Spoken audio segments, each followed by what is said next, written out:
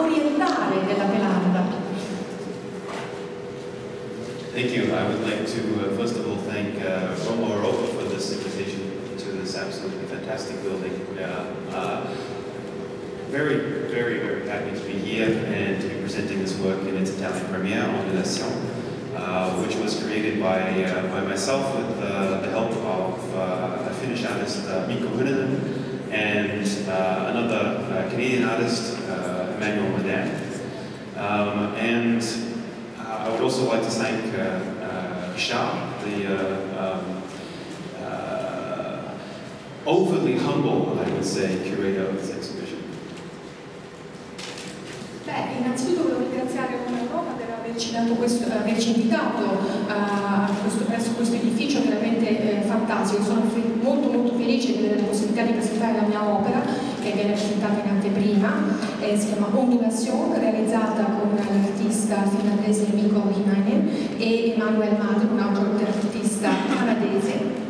E volevo anche ringraziare Richard, che è a mio avviso un curatore troppo umile. And I will say a few words about this piece that we're presenting here.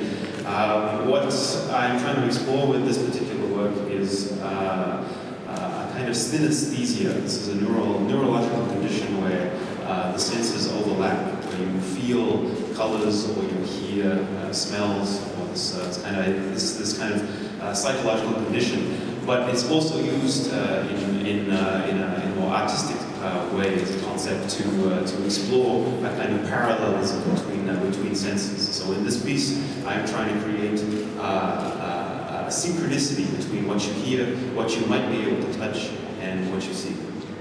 Allora, volevo adesso parlarvi un attimo del pezzo che espongo qui. Attraverso questo ho cercato appunto di esplorare quello che viene chiamato una sinestesia, ovvero una condizione neurologica in cui appunto c'è una sovrapposizione dei sensi, ovvero si sentono i colori o si sentono gli odori, qualcosa che normalmente non si sente. Quindi è una cosa che viene utilizzata a livello artistico proprio per creare un parallelismo tra i sensi, e attraverso